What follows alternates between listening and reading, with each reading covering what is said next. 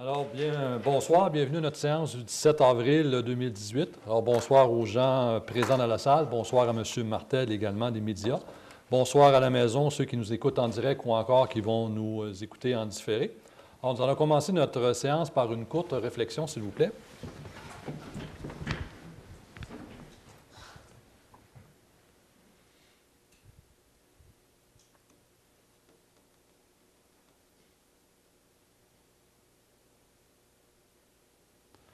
Merci. Alors, Mme Bernier, si vous voulez procéder à la lecture de l'ordre du jour de ce soir. Oui, alors, nous allons procéder à l'adoption de l'ordre du jour, dispense de lecture et approbation du procès-verbal de la séance ordinaire du 20 mars dernier, représentation politique des conseillères et des conseillers, période de questions du public sur l'ordre du jour et sur les représentations politiques des conseillères et des conseillers. Au niveau du conseil municipal, le dépôt des états financiers au 31 décembre 2017 et le rapport de la vérificatrice de la firme comptable José Bélanger. La nomination d'un maire suppléant, l'appui à la Semaine nationale du don d'organes et de tissus, la proclamation de la Journée internationale de la Croix-Rouge.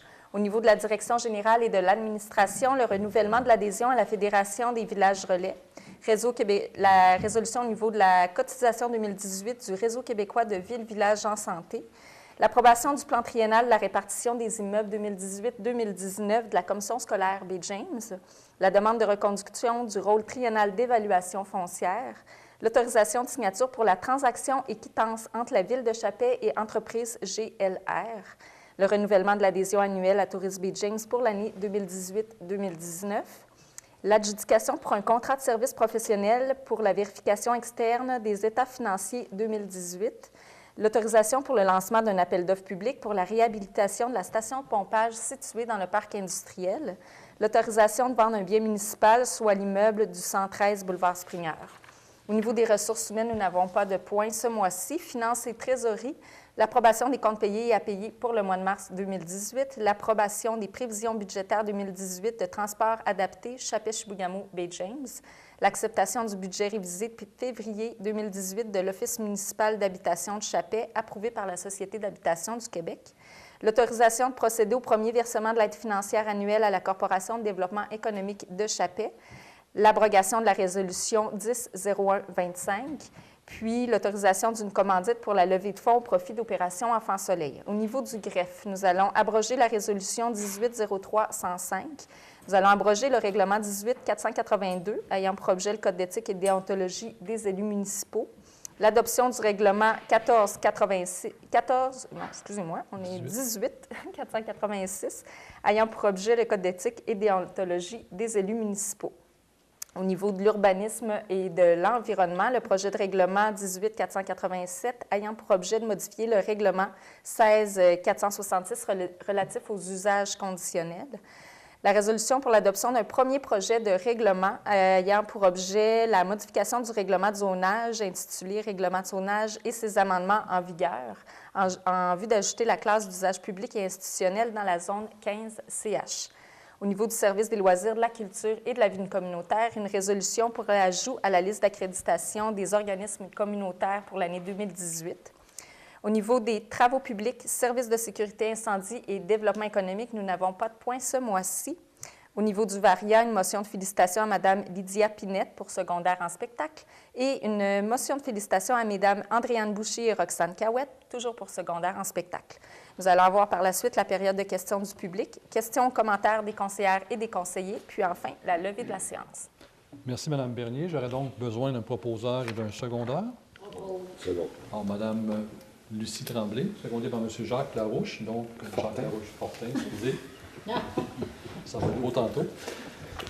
Donc, l'ordre du jour étant adopté, alors nous serions rendus au point 5, dispense de lecture et approbation du procès-verbal de la séance ordinaire du 20 mars. Mme Bernier. Alors, considérant que l'ensemble des membres du Conseil ont reçu, avant la tenue de la présente séance, une copie du procès-verbal de la séance ordinaire du 20 mars 2018, donc les membres du Conseil se déclarent satisfaits des documents déposés. Il est donc résolu d'accepter la dispense de lecture et d'approuver le procès-verbal de la séance ordinaire du 20 mars 2018. Alors, j'ai besoin d'un proposeur et d'un secondaire. Propos. M. Ford, secondé par Mme Larouche.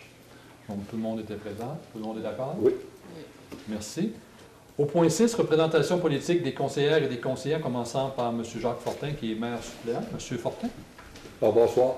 Moi, j'ai 2 pléniers et 2 représentations politiques, une à la Corporation de loisirs et l'autre lors de l'annonce de M. Jean Boucher pour la subvention qu'on a eue lundi.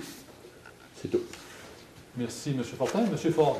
Bonjour, moi le 28 mars, rencontre l'appui des proches aidants de Chibougamau. Le 16 avril, assisté au communiqué de presse de l'Hôtel de Ville. Le 17 avril, l'Assemblée de l'appui des proches aidants de Chibougamau. C'est tout. 2 plannings. Merci, M. Ford. Mme Tremblay. Moi, j'ai 2 pléniers. J'ai assisté au gala pour les bénévoles samedi dernier à Chibougamau. J'ai eu une réunion de la SADC. J'ai assisté à la conférence de presse avec M. Boucher. Puis hier soir, on a eu une rencontre avec Barotte Chapet. Merci, Mme Tremblay. Mme Larouche. J'ai 2 pléniers, puis les mêmes choses que tous les autres conseillers ensemble. Parfait. Merci, Mme Larouche. De mon côté, ça ressemble aussi à mes collègues. Le 26 mars, nous avons eu un conseil d'administration régionale BG. M. Ford, vous étiez également présent. Le 5 avril, j'ai participé à l'annonce pour la construction de la nouvelle aérogare à Chibougamau et des travaux aussi pour 2018-2020 dans la région. J'ai également fait une représentation au niveau de la finale régionale de secondaire en spectacle. J'ai participé également le 11 avril à la journée des donneurs d'ordre de la Société du Plan Nord qui avait lieu ici à Chapet au centre communautaire. Le 12 avril, j'ai participé à une rencontre avec des gens d'Hydro-Québec Production. Évidemment, avec mes collègues, nous avons assisté à l'annonce de M. Boucher pour une aide pour l'embauche d'une ressource pour continuer la mise en œuvre de notre plan stratégique et de notre plan de diversification économique, annonce qui a été faite hier. Et vous allez pouvoir en lire un peu plus, soit par notre communiqué, ou encore à la radio, ou encore via les médias écrits. Alors voilà pour nos représentations politiques du dernier mois. Nous serions donc rendus au point 7, période de questions du public sur l'ordre du jour et sur les représentations politiques des conseillers et des conseillères. Et je vous rappelle qu'il y a une autre aussi période de questions à la fin de la séance. Est-ce que dans la salle, vous auriez des questions sur nos représentations politiques et l'ordre du jour pour l'instant? Ça vous va? M. Martel, pour la fin. Merci. Nous serions donc rendus au point 8, conseil municipal. Donc en 8.1, le dépôt des états financiers au 31 décembre 2017 et rapport de la vérificatrice de la firme comptable Josée Bélanger, CPA Incorporée. Donc, je vais demander à Mme Bélanger de venir nous rejoindre, s'il vous plaît.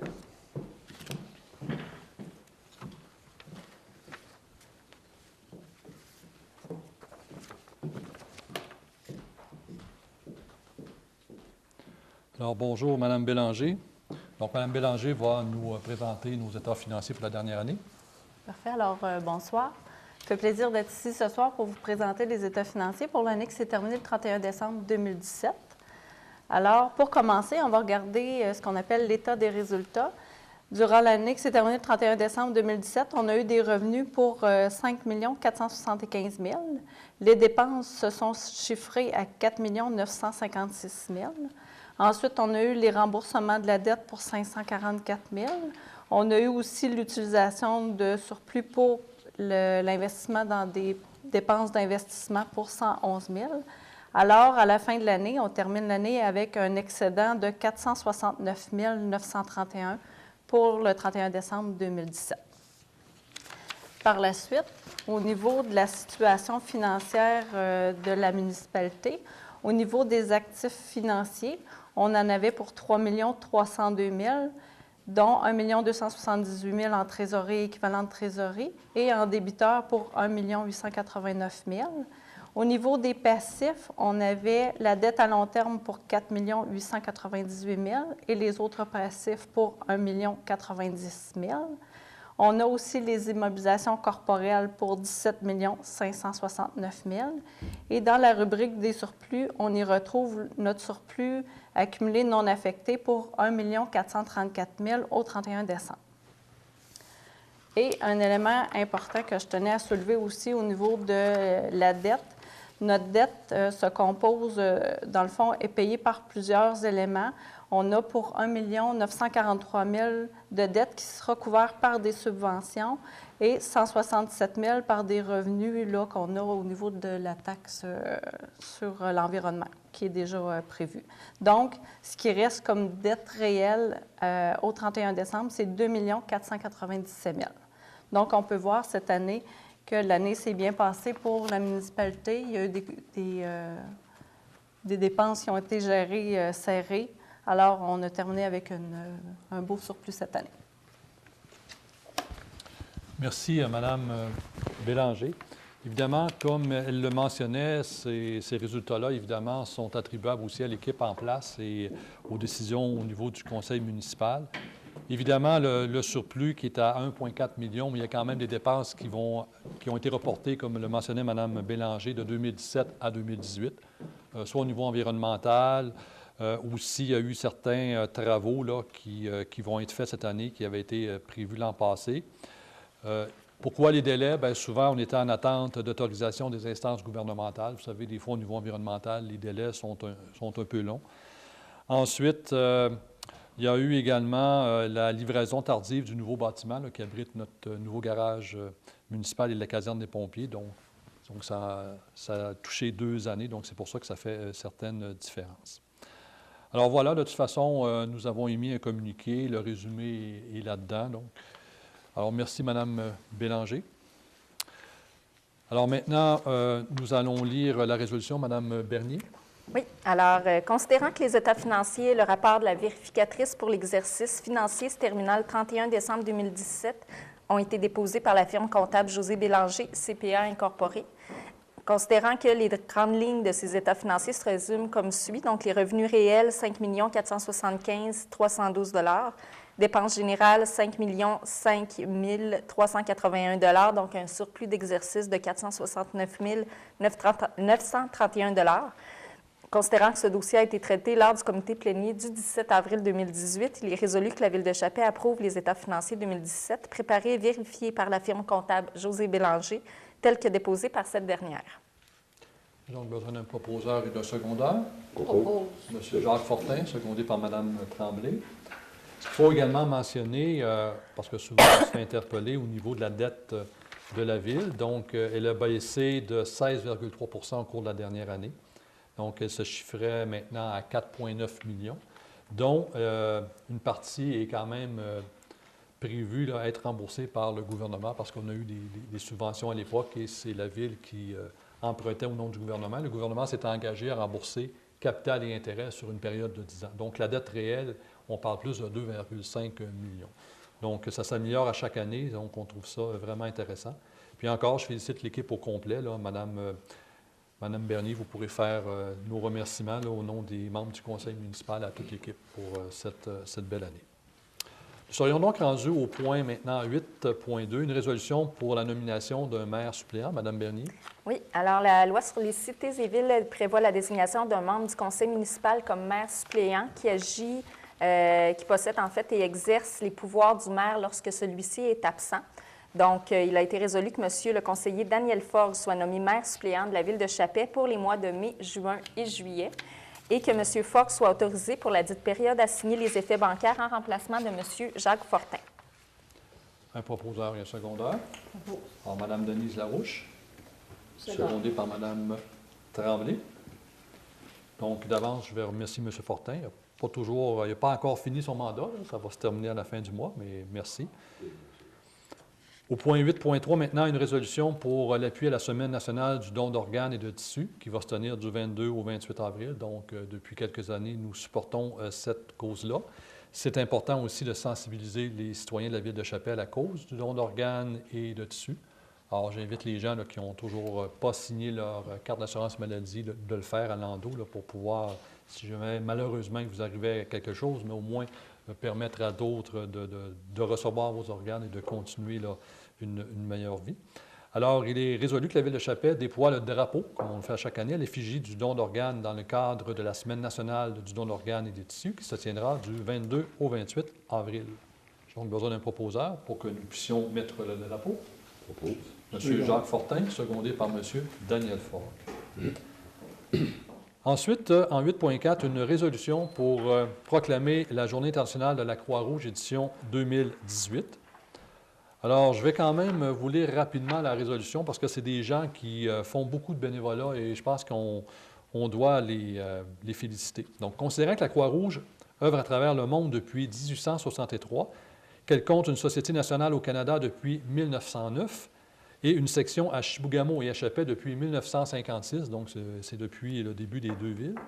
Considérant que la Croix-Rouge est un organisme humanitaire capable d'effacer les frontières physiques et psychologiques pour intervenir selon les principes qui lui ont donné naissance en 1863, c'est-à-dire humanité, impartialité, unité, universalité, neutralité, volontariat et indépendance.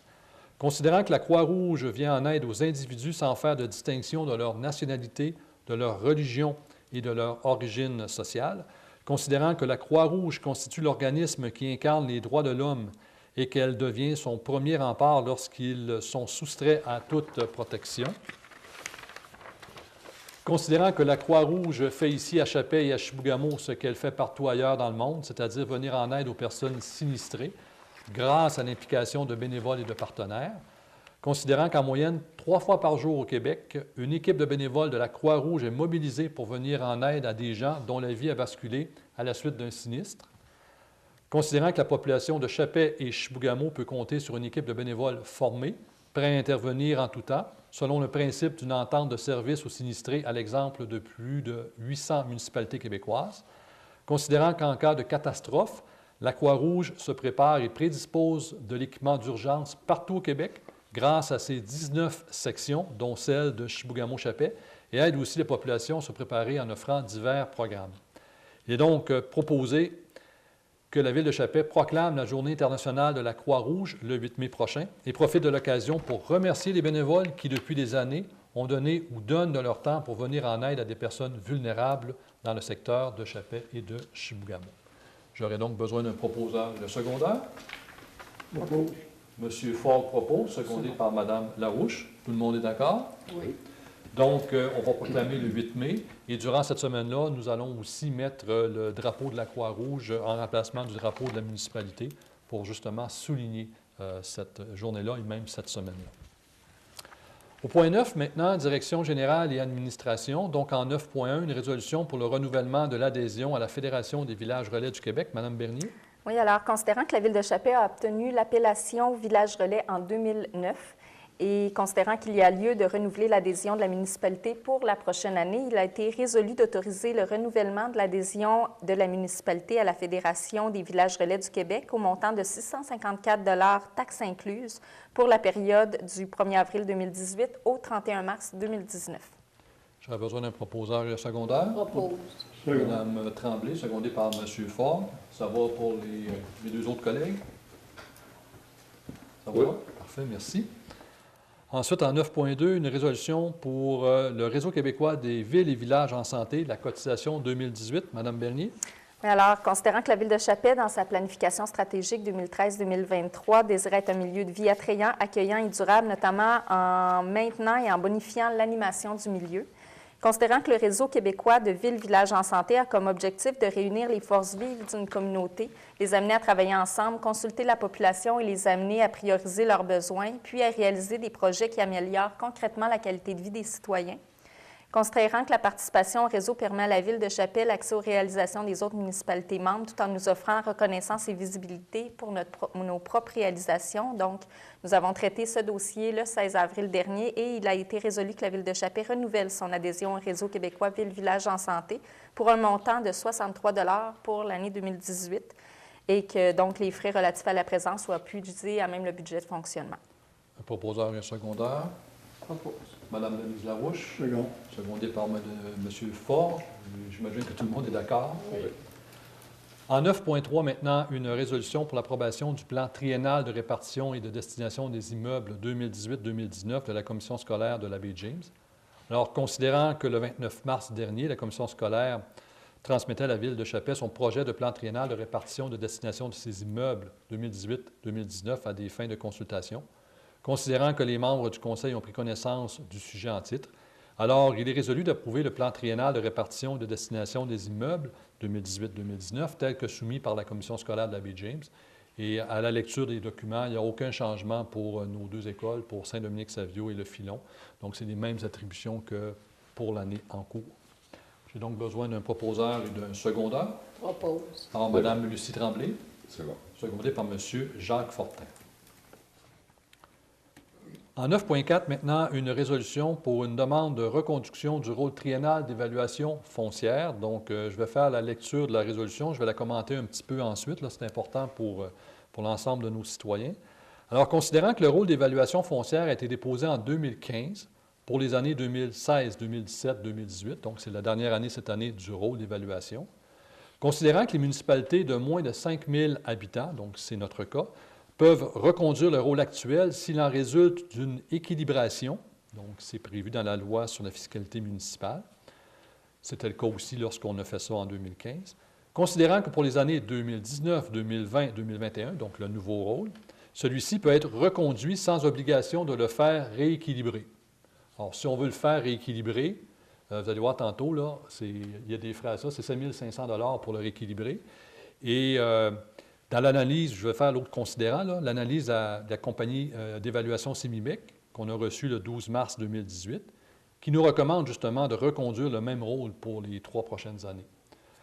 La valeur a varié sur ces 3 dernières années-là, environ 2 2 ça veut dire quoi? Si je prends le coût de la maison médiane, qui est de 104 000 bien, peut-être qu'elle a augmenté à 105 000, peut-être qu'elle a diminué à 103 000. Donc, on aurait payé 7 500 $ pour faire équilibrer le rôle. La loi nous permet justement de reconduire ce rôle-là. Il n'y a pas eu de grosse variation au niveau de la différence entre le prix du marché et, du rôle d'évaluation. Donc, nous, on propose que la Ville autorise la reconduction du rôle d'évaluation foncière, donc le rôle 2016-2017, pour le prochain cycle triennal 2019, 2020 et 2021. J'ai donc besoin d'un proposeur et de secondeur. Propose. Par Mme Tremblay, secondée par M. Fortin. Donc, ça va pour tout le monde autour de la table? Oui. Donc, c'est le même rôle, donc il n'y aura pas d'augmentation. On sait qu'on l'avait déjà vécu en 2015, là, lorsque ça avait augmenté de près de 47 %. Donc là, on a dû rééquilibrer le rôle. Il y en a que leur maison, ça a augmenté beaucoup. Il y en a que ça a diminué. Certains secteurs étaient plus affectés que d'autres. Sauf que là, ce qu'on a, c'est très stable. Il y a une diminution de 2 %. Donc, ça ne vaut pas la peine de faire l'exercice, de payer pour ça, pour que notre maison augmente un petit peu de 1 000 $ ou diminue de 1 000 $. Donc, voilà. Maintenant, au point 9.5, une résolution pour autoriser la signature d'une transaction et d'une quittance entre la Ville de Chapais et les entreprises GLR. Madame Bernier.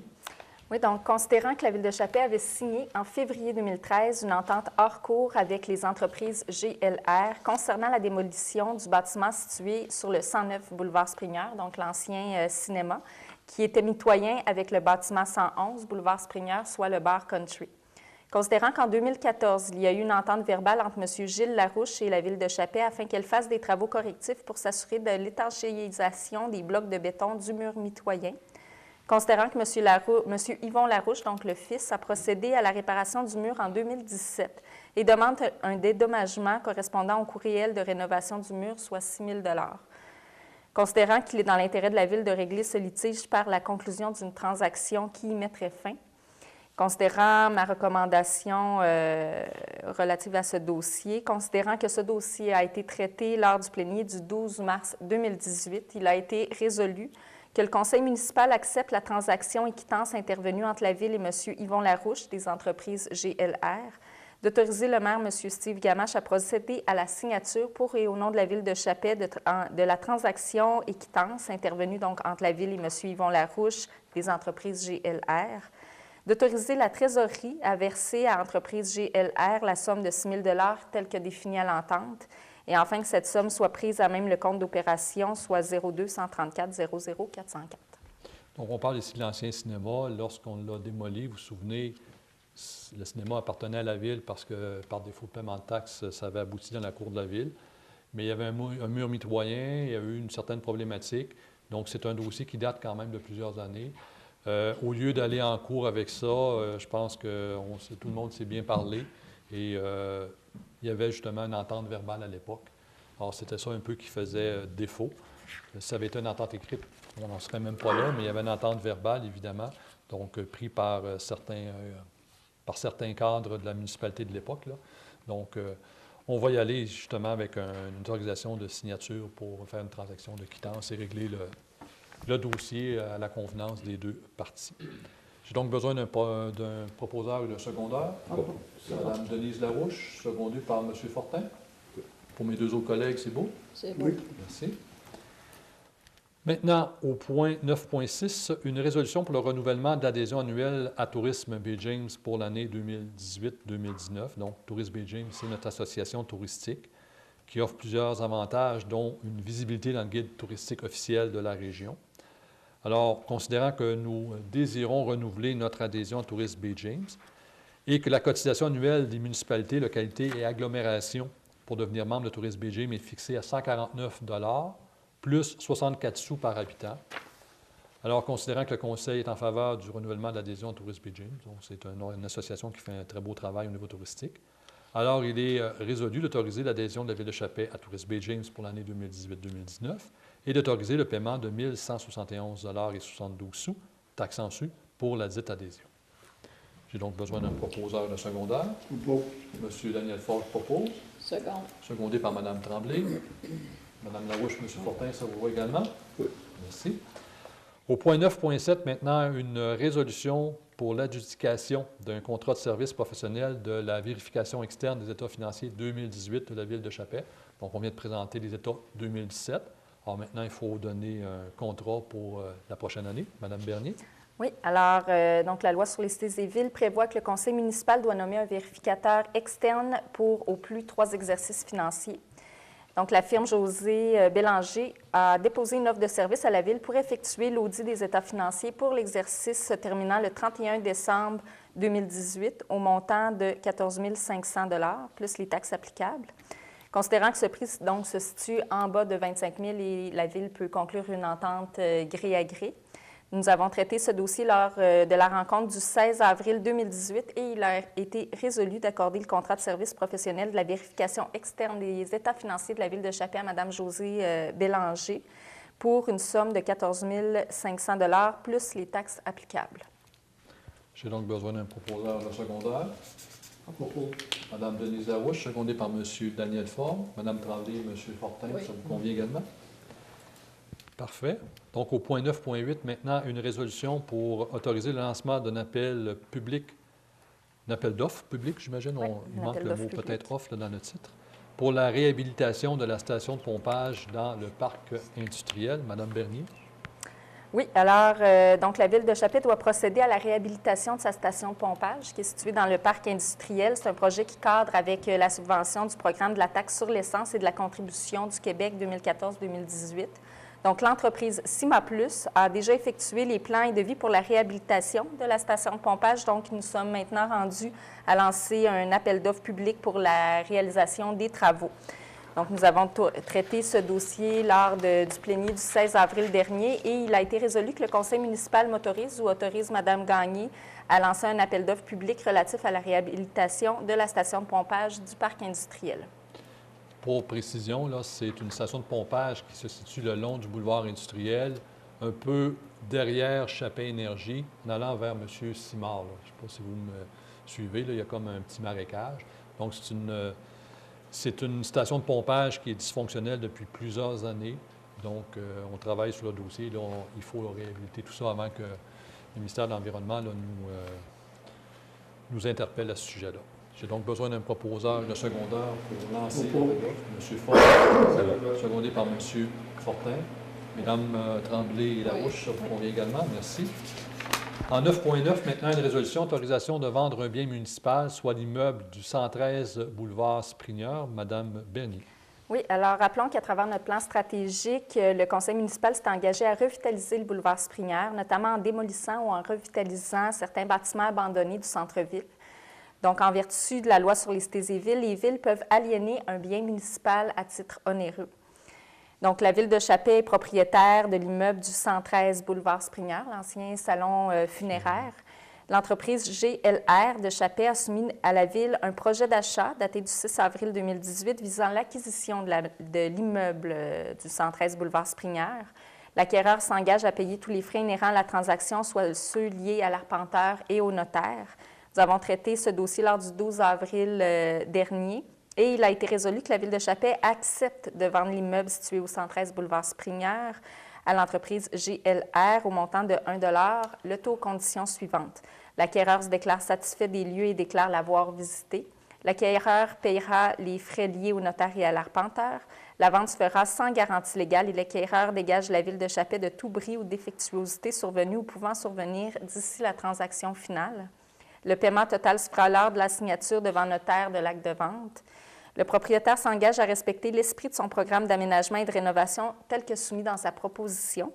Et enfin, le propriétaire s'engage à respecter les orientations du conseil municipal liées à la revitalisation du boulevard Sprigneur.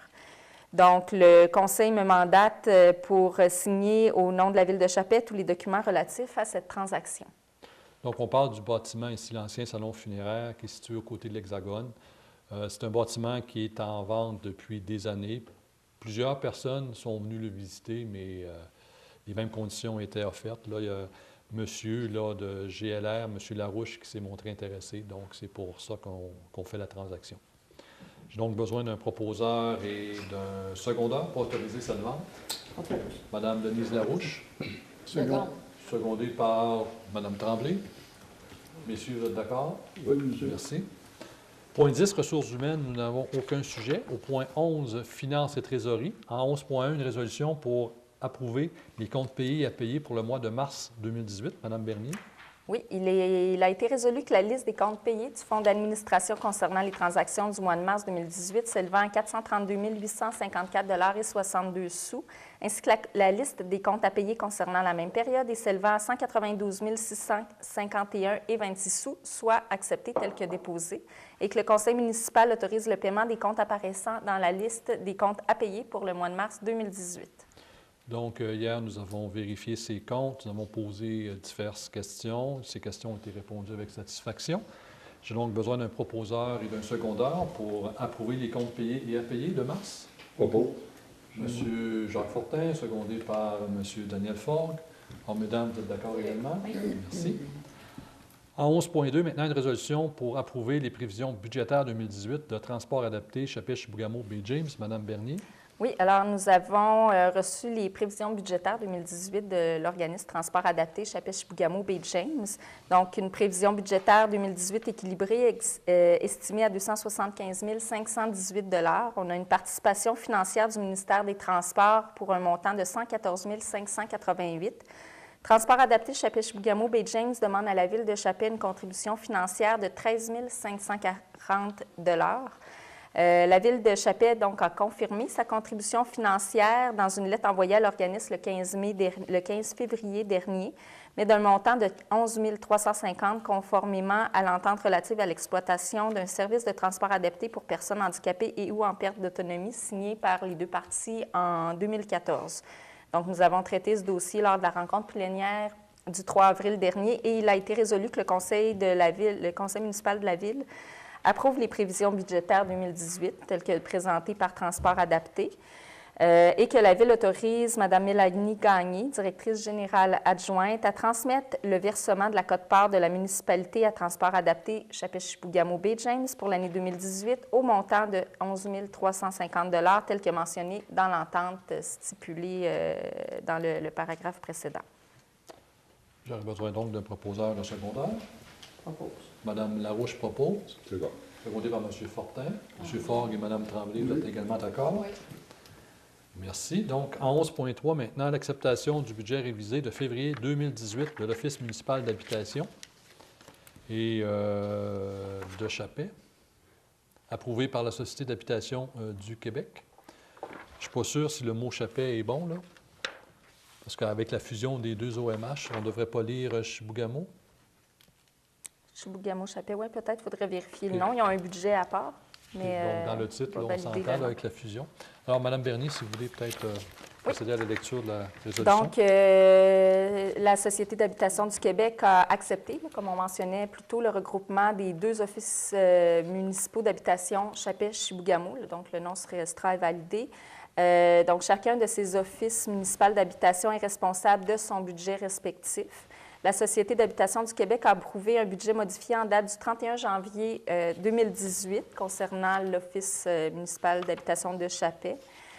Considérant la participation financière de la Ville, qui représente 10 du déficit de l'OMH de Chappé, soit une somme de 2 480 $ pour l'année 2018, il a été résolu que le Conseil municipal de la Ville de Chappé adopte le budget révisé de janvier 2018 de l'Office municipal d'approbation, l'Office municipal d'habitation de Chappé, tel qu'approuvé par la Société d'habitation du Québec, donc prévoyant des revenus de l'ordre de 58 962 $ et des dépenses de l'ordre de 83 763 $, donc un déficit prévu de 24 801 $. Donc, la participation financière de la Ville s'établit à 2 480 $ et les frais relatifs donc, à la présence sont puisés à même le fonds de fonctionnement. J'ai donc besoin d'un proposeur de secondaire. Propose. La seule petite modification, c'est qu'on va vérifier le titre exact. Là, mais Le titre exact, c'est Chibougamau-Chappé. Chez Chibougamau-Chappé? Oui. Parfait. Quand Donc, on c'est le vraiment dit. l'OMH de l'autre côté, là, pour que ça soit clair pour tout le monde. Donc, Mme Tremblay, vous proposez. Oui. Secondé par Second. M. Fortin. Mme Larouche, M. Faure. Vous êtes également d'accord. Merci. En 11.4, maintenant, une résolution pour autoriser le premier versement de l'aide financière annuelle à la Corporation de développement économique de Chappé. Mme Bernier. Oui, alors la Corporation de développement économique de Chappé, plus connue ou également connue sous le nom de la CEDEC, est donc l'organisme mandataire de la Ville qui a pour mission de promouvoir le développement socio-économique de Chappé.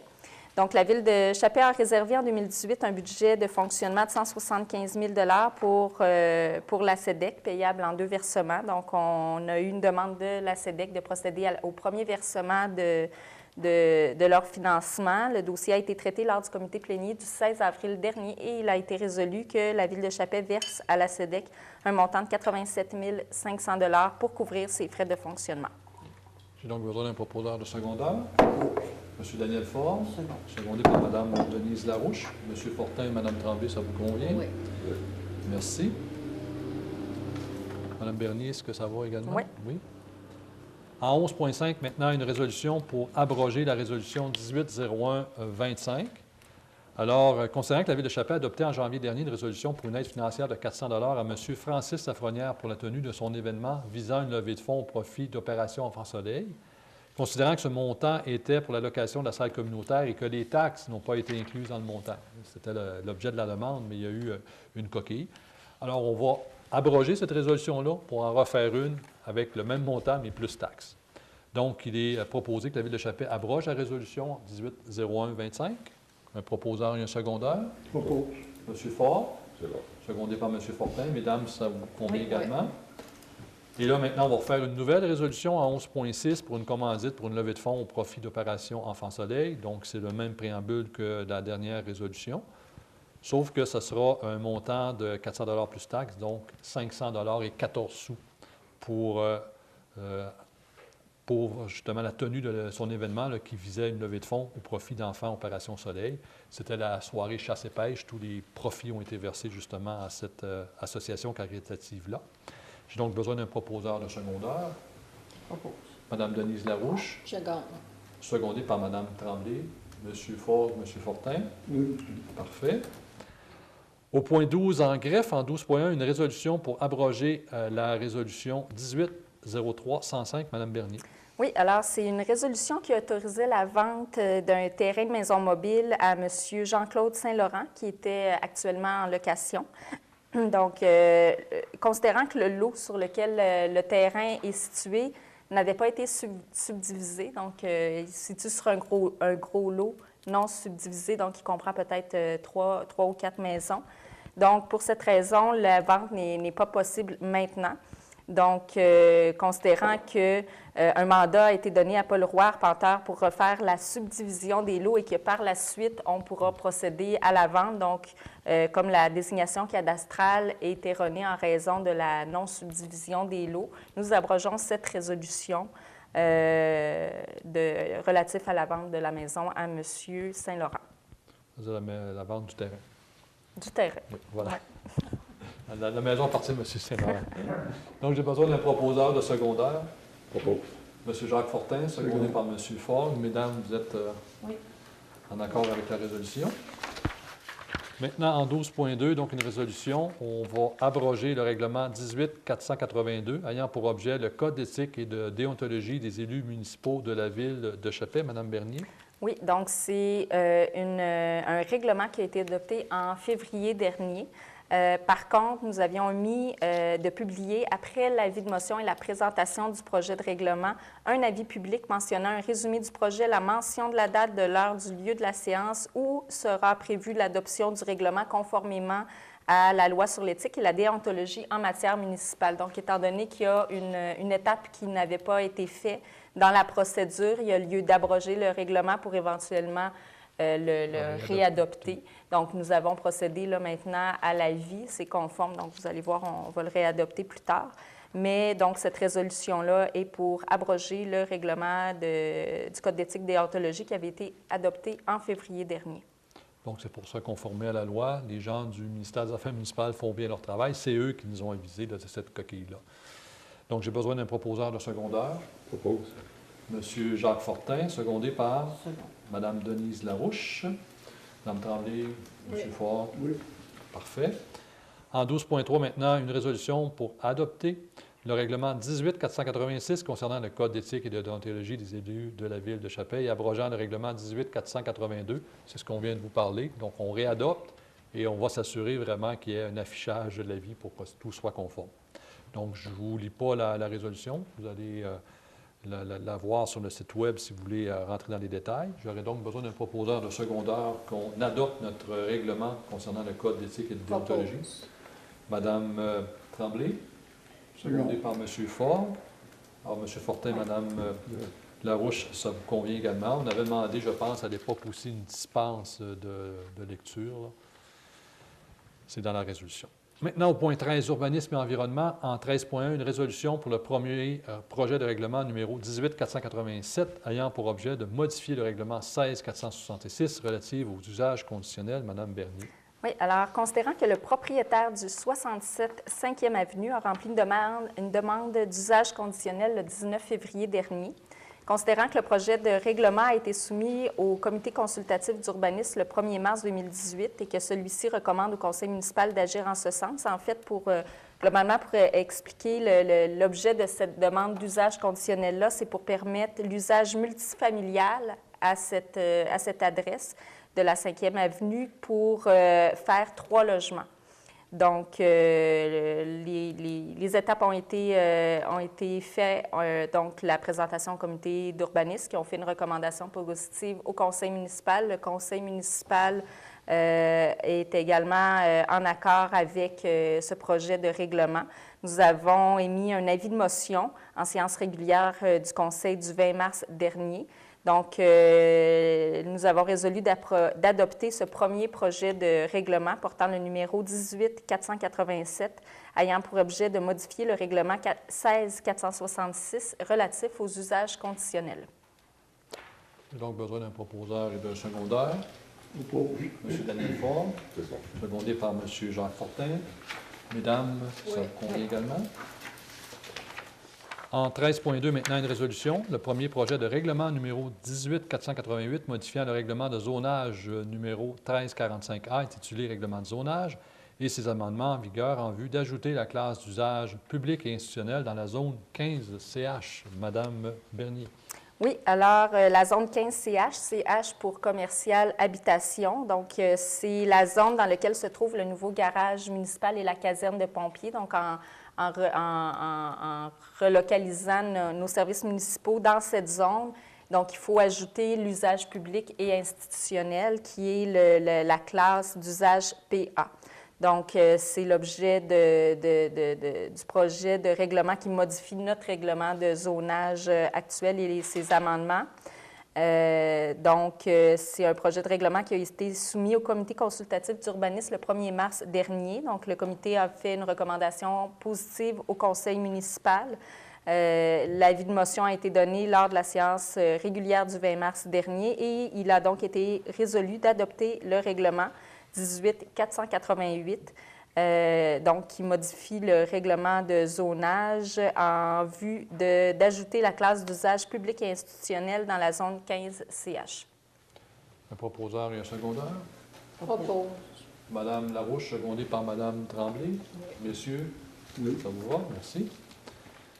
Au point 14, maintenant, services des loisirs, de la culture et de la vie communautaire. Donc, en 14.1, une résolution pour l'ajout à la liste d'accréditation des organismes communautaires 2018. Donc, nous avons déjà adopté notre liste. Il y a un ajout. C'est un organisme. Il s'agit du CPE, la garderie CPE Peluche et Baluchon. Donc, considérant la recommandation positive de Mme Sylvie Bédard, qui est directrice du service des loisirs, de la culture et de la vie communautaire, alors il est résolu d'intégrer la garderie CPE Peluche et Baluchon à la liste d'accréditation des organismes 2018 présentée par le service des loisirs, de la culture et de la vie communautaire. J'aurais donc besoin d'un proposeur et d'un secondeur.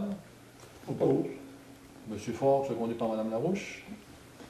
Mme Tremblay, M. Oui. Fortin, ça vous va? Merci. Au point 15, aucun sujet. Donc, le point 15, c'était travaux publics. Au point 16, services de sécurité incendie. Nous n'avons aussi aucun sujet. Point 17, développement économique. Bon, dans notre ordre du jour, il n'y avait rien, mais on va y mettre un communiqué là, ce soir pour répondre à plusieurs questions. Je vous lis le communiqué. Je pense que ça va tout dire. Monsieur Martel, on va vous le transmettre tout à l'heure. Alors, construction d'un gazoduc pour l'implantation d'une usine de transformation du vanadium. Je pense que M. Sonneville, ça va vous intéresser aussi. Alors, au cours des derniers mois, les membres du conseil municipal ont été interpellés à plusieurs reprises sur la question de l'implantation d'une usine de transformation de vanadium dans notre secteur de la région nord du Québec, près de la future mine de ferro-vanadium qui pourrait être construite par l'entreprise Métaux Blackrock. Comme une source de carbone est nécessaire pour réaliser la transformation de ce métal, et que la source la plus économique de carbone est le gaz naturel, la construction d'un gazoduc à partir du lac Saint-Jean serait nécessaire. Actuellement, l'emplacement ciblé pour l'implantation de l'usine de transformation du vanadium est Saguenay. Récemment, les élus ont pris connaissance d'une étude préliminaire démontrant que la rentabilité financière pour la construction d'un gazoduc reliant le Saguenay et le lac Saint-Jean, donc le lac Saint-Jean jusqu'à notre région, serait de 10 ans. Et ce, en considérant les gains en coût de transport de la matière première par rapport à la matière transformée. Donc, au lieu de descendre la matière première, on la transforme ici, puis on fait juste descendre la matière transformée. En plus des économies budgétaires estimées, la conservation des retombées économiques dans la même région où a lieu l'exploitation de la ressource est également un élément d'acceptabilité sociale à considérer, tout comme la réduction de l'empreinte environnementale engendrée par une production moindre de gaz à effet de serre due à une diminution du transport. Les membres du conseil municipal de Chapais sont donc d'avis qu'il faut poursuivre les études visant la construction d'un gazoduc permettant l'implantation de l'usine de transformation du vanadium sur le territoire du Plan Nord. D'autant plus que ce gazoduc pourrait également servir à la transformation de d'autres minéraux se trouvant dans notre région. Rappelons que les deux plus gros gisements connus de vanadium en Amérique sont chez nous, sont dans notre secteur, à l'est et à l'ouest. On tient aussi à rappeler que dans les années 70, lors des opérations minières d'Opimiska Copper Mine, il était envisagé de construire une fonderie près de la mine. La venue de cette usine de transformation de cuivre aurait permis d'exploiter de façon économique de multiples gisements à plus faible teneur de notre région. Malheureusement, ce projet n'a pas vu le jour en raison de l'achat de la compagnie minière de l'époque par un groupe minier possédant déjà une fonderie basée à Rouyn-Noranda. Donc, le Conseil, on est interpellé. Le Conseil, on veut que des études continuent parce qu'on pense qu'une vision long terme, on a les plus gros gisements de vanadium en Amérique ici. C'est des gisements qui ont une durée de vie, c'est ce qu'on se fait dire, d'une centaine d'années. Je pense qu'il faut se positionner quand on a une vision très, très loin et pas avoir une vision à courte vue. Quand on veut aussi développer nos communautés, ça prend de l'emploi. On chiale aussi contre le flying fly-out. C'est difficile quand on a une fonderie de faire du flying fly-out. Une mine, c'est plus facile, on peut comprendre, là, mais quand on a une fonderie, c'est plus difficile. Alors, le Conseil se permet de répondre justement. On est interpellé par plusieurs citoyens et notre position, c'est qu'il faut continuer, il faut aller de l'avant pour vraiment avoir une idée de ça. Mais l'étude préliminaire qu'on a vue, qui nous a été soumise, révèle qu'il y a un payback, là, pour utiliser l'expression, de 10 ans. Donc, c'est intéressant. Donc, voilà ce qu'on voulait vous soumettre en termes de développement économique. Donc, on prend position. Maintenant, au point 18, en varia, donc en 18.1, une résolution pour une motion de félicitations à Mme Lydia Pinette pour secondaire en spectacle. Donc, considérant qu'à travers le plan stratégique de la Ville de Chapelle, le conseil municipal s'engage à favoriser la fierté et le sentiment d'appartenance des Chapéziens, notamment en reconnaissant et valorisant ses citoyens émérites. Considérant que se tenait à Chapelle le 7 avril dernier la finale régionale de secondaire en spectacle, organisée par l'administration régionale Baie James. Considérant que secondaire en spectacle permet de promouvoir le développement et la pratique d'activités culturelles et artistiques auprès des élèves du secondaire, en favorisant le développement d'habilités personnelles, sociales et l'acquisition de saines habitudes de vie. Considérant que dans la catégorie interprétation, la gagnante a été Mme Lydia Pinette de l'école secondaire Le Filon de Chapais pour son interprétation de la chanson « Quand on n'a que de l'amour ». Considérant que cette performance mérite d'être soulignée, alors il est résolu qu'une motion de félicitations soit adressée à Mme Pinet pour cette réussite. J'ai donc besoin d'un proposeur et d'un secondaire. Mme Denise Larouche, secondée par M. Jacques Fortin, et je suis sûr que c'est unanime autour de la table pour reconnaître le talent de chez nous. En 18.2, ensuite, une autre résolution pour une motion de félicitations à Mesdames Andréane Bougie et Roxane Caillouette, toujours pour secondaire en spectacle, et cette fois-ci dans la catégorie animation. Alors, le duo gagnant a été celui de Mme Bougie et Mme Caillouette de l'école secondaire Le Filon, qui ont animé une partie du gala ou de secondaire en spectacle. Alors, considérant que cette performance mérite d'être soulignée, alors il est résolu de leur offrir une motion de félicitations. J'ai donc besoin d'un proposeur et d'un secondaire. M. Fogg, secondé par Mme Tremblay. Alors, je suis encore convaincu que mes collègues sont d'accord, M. Fogg et Mme Larouche. Nous serions donc rendus au point 19, période de questions du public. Donc, nous avons un citoyen présent ce soir. M. Martel est là aussi. On va commencer par vous, si vous aviez des questions à nous adresser. Bonsoir, je me présente Fernand Séneville. Je pense que tout le monde ici me connaît. Oui. Ça fait 42 ans et demi que je demeure à Chapelle. Je peux parler assis. Vous faites oui, signer ça aussi, va, là. ça va. Bon, toujours avec la même épouse, qui m'aide beaucoup. Puis j'ai des maisons à logement. Maintenant, depuis plusieurs années, il y a un irritant, beaucoup pour moi et pour d'autres personnes. Et ça implique Barrette-Chapelle, ainsi que les infrastructures de la ville de Chapelle. C'est délicat. Maintenant, il n'y a pas rien qui ne se règle pas. Moi, je veux parler des fameuses roulottes qu'il y a sur son site. Oui. Toutes les fois que je passe là puis que je vois mes logements, la moitié plein ou la moitié vide, comme ceux qui boivent, ça me fait mal au cœur. Un affaire que j'ai compris à la longue, parce que ça m'a irrité énormément quand tu es rendu, tu as de la misère à arriver dans tes affaires. Juste pour donner un exemple, en 2016, des propriétaires d'immeubles à logement, il y a 5 immeubles à logement qui sont retournés aux institutions financières parce que ce monde-là n'était pas capable d'arriver. Il y avait un trop gros manque à gagner. Puis là, je regardais ça, puis c'était pas mal tout le temps plein. Puis ça m'a fait mal énormément, puis ça me fait mal encore aujourd'hui. Peut-être moins pire parce qu'il commence à avoir une petite reprise économique. Puis ça, bien, je voulais vous en parler parce que généralement, tout irritant se sècle ou s'amoindrit. Puis Barrette-Chapelle, il ne faut pas oublier une affaire, c'est qu'il a répondu à des besoins de population. Parce qu'il y a des travailleurs qui travaillent 12 heures par jour, ils travaillent sur toutes sortes de chiffres, puis là, ils n'ont pas tout le temps de se faire à manger. Assez souvent, c'est du monde qui vient de l'extérieur. Donc, ils vont manger au restaurant. Et ici, en frais de restauration, gros point d'interrogation. Ça fait que, comme je disais, j'ai parti plusieurs locataires, ils sont partis, ils sont retournés chez Barrette, même s'ils restaient dans une petite chambre, quand c'était le temps de manger, n'importe quoi, ils avaient beau à 3 heures du matin, il avait dû manger, puis là, il s'en allait se coucher. Ça fait que j'ai mis plusieurs années à en parler parce que mes 2 garçons, ils ont travaillé là. Il y en a un qui a travaillé 13-14 ans. Là, il a été suivi un cours de perfectionnement à Montréal, possiblement qu'ils vont revenir. Barrette en emmène beaucoup à la population de Chapin. Et comme je me répète, il a juste servi un besoin naturel du monde.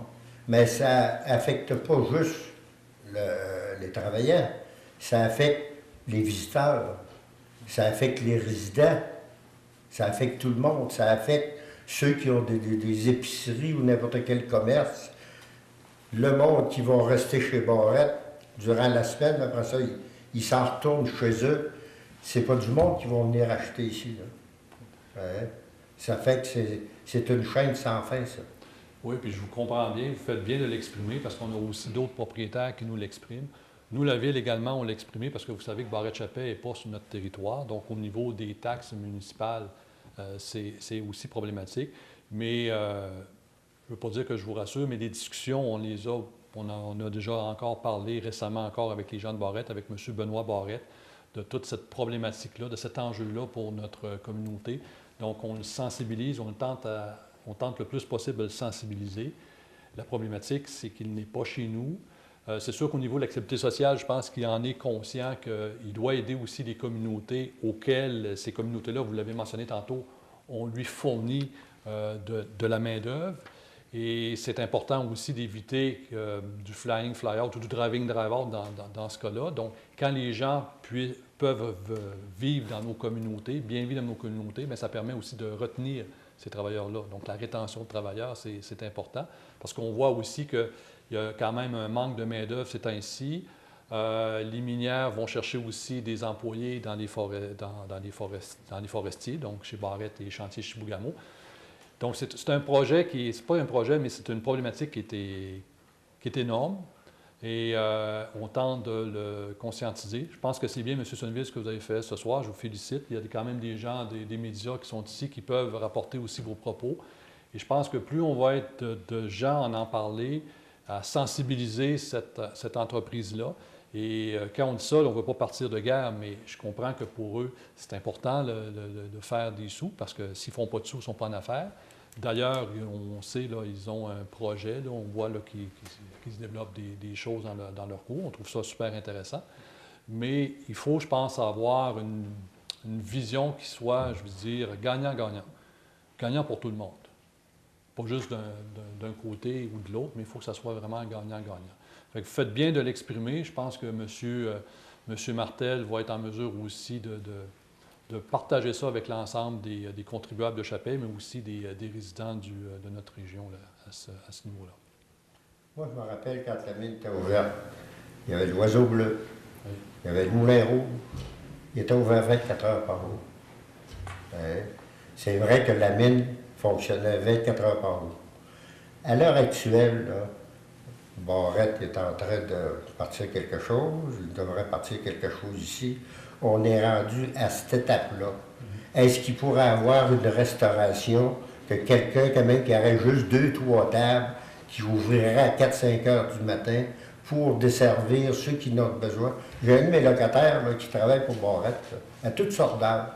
Puis la semaine passée encore, il était au restaurant à 8 heures le soir, puis ils ont dit « Monsieur, on est fermé ». Ma femme, à tous les soirs, elle va au restaurant, entre 7 h et 9 h. Moi, je me dis, je vais avoir 2 heures de tranquillité. Mais non, à 8 h, 8 h 15, elle rentre chez nous. Elle dit, ils m'ont jeté dehors. À quelque part, ça n'a pas de bon sens. C'est une réalité qui fait mal, ça. Oui, puis c'est l'œuf et la poule, hein, parce que, justement, je parlais avec une propriétaire d'un restaurant, puis elle me mentionnait, « Steve, tu dois nous amener de la main-d'œuvre, parce qu'elle dit, je suis en train de me brûler. » parce qu'on n'a pas de main-d'œuvre. Donc, le défi de la main-d'œuvre est important aussi. Eux aimeraient avoir de la main-d'œuvre pour être ouverts 24 heures sur 24. Mais aussi, il faut que les revenus soient là. Hein, ils ne peuvent pas ouvrir un établissement 24 heures sur 24 et puis qu'il n'y a pas beaucoup de clients. Mais je comprends, vous avez une solution aussi. S'il y avait des travailleurs de certaines industries qui demeuraient chez nous, ça permettrait de faire tourner la roue. Donc, c'est c'est une grosse roue économique. C'est pas évident de trouver la solution. Il faut que tout le monde y trouve son compte. Et tout le monde, je pense, travaille fort là-dessus. Hein, on parlait de main-d'œuvre tantôt. Bien, moi, je pense qu'une des solutions, à mon avis, c'est l'immigration. Et pas n'importe quelle immigration. C'est sûr que si on va chercher des immigrants de certaines grandes villes qui habitent des métropoles du monde, on les amène ici, dans nos petites communautés rurales, je ne suis pas sûr qu'ils vont être à l'aise. Il y en a peut-être, mais je pense que la majorité vont vouloir se retrouver dans des municipalités comme Montréal, Québec, Toronto, Ottawa. Par contre, si on va chercher des immigrants qui vivent en ruralité, bien, ça va être plus facile, je pense, de les amener ici parce qu'ils sont habitués de vivre dans un mode de vie qui nous ressemble à ce niveau-là. C'est des choses qu'on adresse à nos gouvernements, qu'on adresse aussi à nos députés. Les compagnies sont très sensibilisées à ça et ils travaillent aussi avec les communautés, avec le gouvernement à trouver des solutions. C'est un défi, c'est un enjeu et c'est pas facile. Je peux vous le dire, mais moi, je me dis, la population mondiale augmente. Hein, on est rendu, quoi, à 8-9 milliards. Et jamais je créerai avec les conditions de vie qu'on offre, par exemple, ici dans le nord du Québec, on ne peut pas intéresser quelqu'un qui est sur un autre continent avec des salaires intéressants, avec l'accès à une habitation facile, parce que si vous allez vivre à Montréal, le prix médian d'une maison est de 250 000, ici c'est 104 000, avec un accès aux soins de santé, à nos garderies, aux écoles. Il y a tellement d'avantages à venir vivre ici. On dit dans le nord, mais il faut s'entendre aussi. Hein, on est du sud du nord ou du nord du sud. Là. C'est pas si mal que ça. Mais c'est un enjeu, puis on entend très bien votre cri du cœur, M. Sonneville, puis on va le transmettre aussi à qui de droit. Puis j'invite aussi, c'est bien ce que vous le faites, de le partager aussi. On a des députés, on a des gens qui nous représentent aussi dans des instances gouvernementales. Donc je pense qu'il faut conscientiser tout le monde pour trouver justement une solution où tout le monde va être gagnant-gagnant.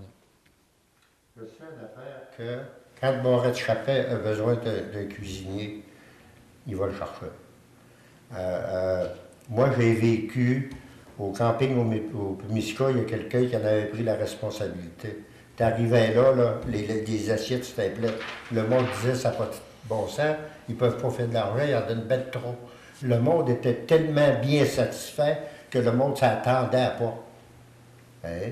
S'il y a quelqu'un qui fait de restauration ici, qui est très bien annoncé, des affaires comme ça, le monde, ils vont savoir qu'ils vont s'en aller là, ils vont se faire servir, ils n'auront pas besoin d'attendre des heures, ils ont besoin d'un lunch, le lendemain matin, il va être prêt, ils n'auront pas besoin d'attendre. À quelque part ici, là, c'est un besoin criant, comme ça, puis pourtant on a 2 restaurants, là. C'est un besoin criant, un manque criant. Qu'est-ce qu'on va faire avec ça? Hein? Puis c'est ça qui attire une partie de notre population.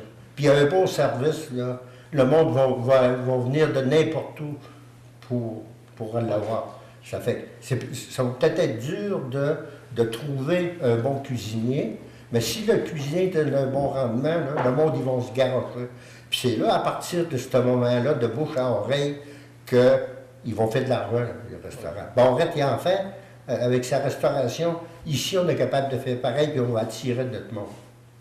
Moi, à tous ces points de vue-là, c'est de même que je vois ça. Si j'étais plus jeune, je partirais. Ça serait éclairé, parce que j'étais électricien, mais ça fonctionnera. On entend bien votre message, M. Sonneville. Est-ce que vous auriez un autre commentaire ou une autre question?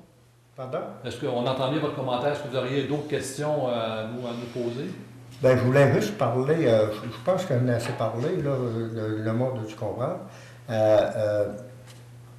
En 2005, il y a eu un gros feu pas loin de Chibougamau. Oui. Donc, vous êtes au courant. Puis depuis ce temps-là, ils font des genres de travaux sylvicoles pour essayer de protéger leur municipalité. Oui. Maintenant, j'étais voir l'inspecteur municipal, puis il m'a sorti des plans de la ville de Chappet. Oui. Puis il y a une partie de la ville que la forêt est très proche. Oui. À partir, mettons, de la 1er avenue, 10e rue, tu fais toute la cogénération, ça veut dire à peu près toute la rue de l'assainissement. Ça, je vous arrête tout de suite. On est très sensibilisés à ça. On a déjà fait des approches avec le ministère de la Sécurité publique pour justement qu'on puisse avoir une ressource pour savoir, parce que c'est beau là, arriver et dire on va faire des interventions, mais il faut faire les bonnes interventions. À Chibougamau, malheureusement, il y a eu un feu. Ensuite, ils ont pu faire certaines interventions. Mais ici, on n'a pas nécessairement cette capacité-là. Donc, on s'informe auprès de certains ministères. Je peux vous dire que la balle se promène beaucoup. Et ça, on en est très conscient parce que du haut des airs, quand vous regardez la communauté, évidemment, on vit à l'intérieur de la forêt, là. Et c'est des choses qu'on essaie de trouver pour de quelle façon on pourrait justement faire, peut-être pas une ligne coupe-feu, mais peut-être faire, comme vous disiez tantôt, des travaux sylvicoles, où on pourrait... Des coupes sélectives. Des coupes sélectives, pour on pourrait enlever remplacer une les partie de résidus par des résineux. feuillus, tout ça. Il y a du feuillu qui va pousser au travers. C'est ça. Et de cette manière-là, ben, ça serait une sécurité pour Oui. ceux qui sont installés et les nouveaux. Mais c'est des Parce choses que le feuillu, c'est un très bon coupe-feu, là. Non, je suis d'accord, mais c'est des choses qu'on regarde et on interpelle des gens. Et même à l'époque, il y avait justement un programme fédéral qui permettait justement aux communautés d'avoir une ressource pour regarder la situation et dire, OK, voici les interventions que vous devriez faire. Donc, à partir de là, on est en mesure de se mettre en marche. Mais arriver puis dire, bien, écoutez, on va commencer à aménager, ça coûte aussi des sous. Et c'est pas évident, là. Donc, on y va, on gère quand même des priorités. Et on reçoit votre appel aussi là-dessus, M. Sonneville. Fait que c'est des choses qu'on regarde. J'ai vous rencontrer pour présenter ça. Quand j'avais fait sortir des beaux dessins de l'inspecteur, vous l'avez vous les montré, pour voir qu'on a une belle place, mais on est entouré de forêt. Oui. Il y a des places que, si on part de l'année passée, je ne sais pas quelle province, là, la ville a presque toute brûlé. Oui. Nous autres, on a eu des petits échos en 2005. On a eu quelques petits feux qui ont commencé ici, puis ça a été éteint, des chanceux, là, mais éventuellement avec des changements de température, puis un paquet d'affaires, c'est un foyer incendie. Puis si on fait des préventions, comme je vous disais, là, des coupes sélectives, sans tout raser, t'enlèves peut-être à peu près la moitié de tout ça, ça se fait. J'ai rencontré ceux qui font les huiles essentielles. Les autres sont prêts à tout récupérer, pas les arbres, en tout cas les branches, là, pour les passer dans leur... Oui, puis j'imagine que nos forestiers seraient aussi intéressés à ramasser la tige, là. Mais c'est des choses qu'on réfléchit, c'est des choses qu'on garde, et il faut trouver les moyens aussi de nos ambitions, là. Mais on prend en note votre interrogation là-dessus, M. Sonneville. Vous avez pas le droit de voir des plans. Bon, vous pouvez nous laisser. Oui, c'est ça. Vous pouvez nous laisser tout à l'heure, ça va nous faire plaisir de regarder ça. Okay. Est-ce que vous auriez d'autres questions, M. Sonneville? Pardon? Est-ce que vous auriez d'autres questions? Bien, pour ce soir, c'est assez, je pense. Au niveau du vanadium, ça fait votre affaire? Je vais d'autres choses, puis on reviendrai. Ouais. Au niveau du vanadium, ça fait votre affaire? Pardon? Au niveau du vanadium, ça fait votre affaire? Du vanadium, ce qu'on a lu tantôt. Du vanadium? Oui, la position qu'on a prise, là. Vous voulez parler du minéral? Oui, c'est ça, mais la position qu'on a prise au niveau du gazoduc tout à l'heure, ça fait votre affaire? J'ai de la misère à entendre, c'est ça qui est malheureux. Là. Bien, parfait, on va vous donner tantôt notre communiqué, puis on en reparlera après la rencontre. Non, en tout cas, du vanadium, titane, puis fer. C'est ça. Puis, ben là, je n'ai pas entendu parler plus. Okay. Bon, on vous en parlera tout à l'heure. Monsieur Martel? Oui, peut-être juste une petite chose concernant le bilan de 2017. Oui. Quand vous parlez du jugement favorable, là, le litige qu'il y avait avec probablement la personne qui l'a bâti, ou la compagnie qui l'a bâti, ben, parce que j'ai comme... Non, au niveau du litige, échappé ou... Non, au niveau du litige, c'est un litige qu'on a eu au niveau d'un employé, parce qu'on a procédé à une mise à pied. Et ça s'est ramassé devant la justice. Donc, il y a un arbitre qui a tranché. Là, il y a eu un jugement de fait. Et évidemment, nous, en tant que ville, évidemment, on a mis de côté son salaire parce que si l'arbitre avait mentionné qu'on devait le reprendre, donc il aurait fallu quand même verser une certaine indemnité. Donc, c'est dans ce sens-là que l'argent qu'on avait mis de côté vient grossir le... Non, c'est mon erreur. C'est parce que dans la construction de la phrase, c'était une énumération, puis j'avais dit que c'était... J'avais comme compris que c'était peut-être le même sujet. C'est de ma faute. Non, pour le reste, c'est bon. Je veux juste savoir peut-être une minute après la séance avec vous, là, puis pour peut-être... Parfait, bien, merci. Sinon, c'est parfait. Merci, M. Martel. Nous serions donc rendus au point 20, questions, commentaires des conseillers et des conseillères, en commençant par M. Fortin, qui est maire suppléant. M. Fortin.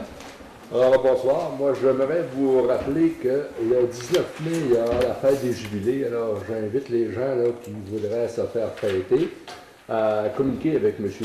Jean-Roch Poirier, parce que le 19 mai, ça arrive, ça, c'est le mois prochain. Donc, réservez vos places. Je vous invite à ça.